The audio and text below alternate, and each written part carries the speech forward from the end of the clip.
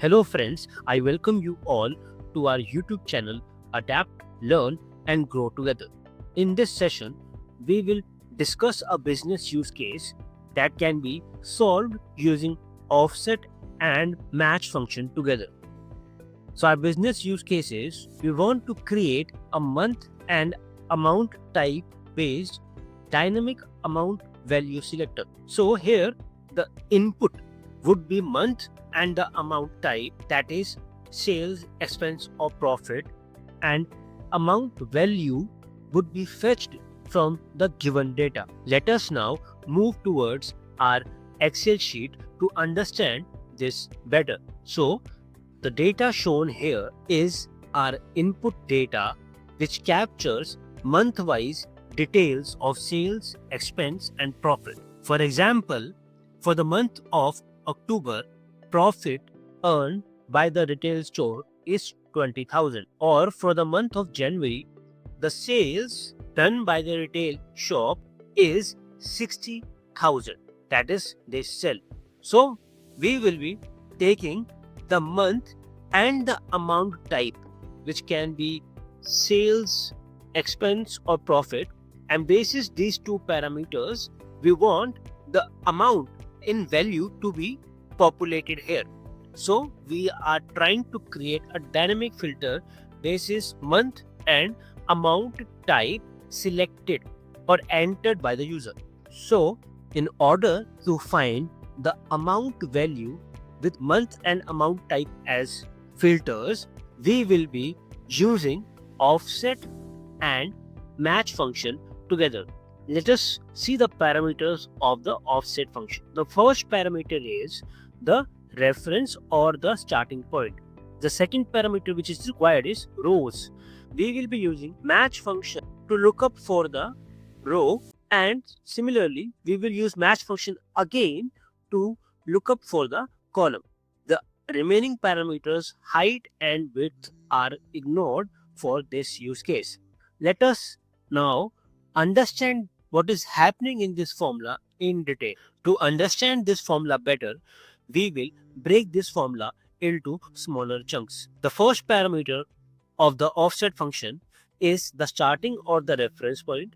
The second parameter is the rows, and the third parameter is the columns. The other two remaining parameters are optional, and for now we will focus only on the mandatory parameters. So starting point or the reference point is E4. The match function will help us in deriving the column and the rows, and offset function will use this reference point plus row number plus column number to fetch the desired output. Let us focus on this match function.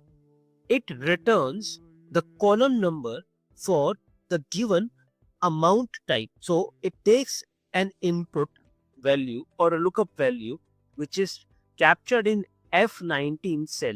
Then it compares this value against the value present in the lookup array, which is from F4 to H4, which is the header row as shown here. So to derive the columns, user will select the amount type from sales, expense and profit, and would search for the column name as expense and return its index. So our first match would take F19 as a lookup value, would search against F4 to H4 range of values, and in the case of expense, it will return the column number as 2, since we are getting the value of expense in the array at the second position. Now moving towards our second parameter, which is the row number.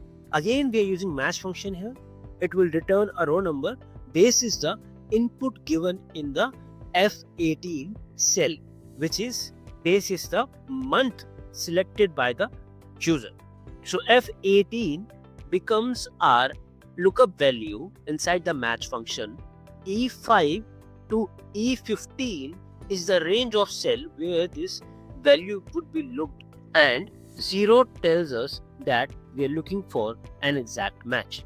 Now Once we have the starting or the reference point, the row number and the column number, these three parameters would be used by the offset function to return us the final output. So, in our example, the starting and the reference point was given to us as E4 and the row for the month of March is 8 and the column number for expense is 2. When we pass these three parameters in the output, the offset function would return the value of the amount as 25,000. So here we are seeing that for the month of March, the expense incurred is 25,000, which is getting shown here. So it is a dynamic filter now.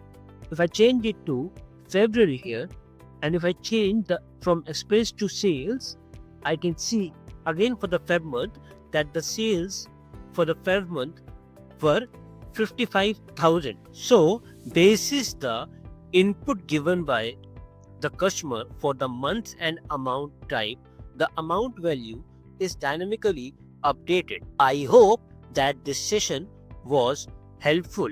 Let's meet again in our next session with new interesting topics. I would like to thank you all for watching this video. Please like, subscribe and press the bell icon for future notifications.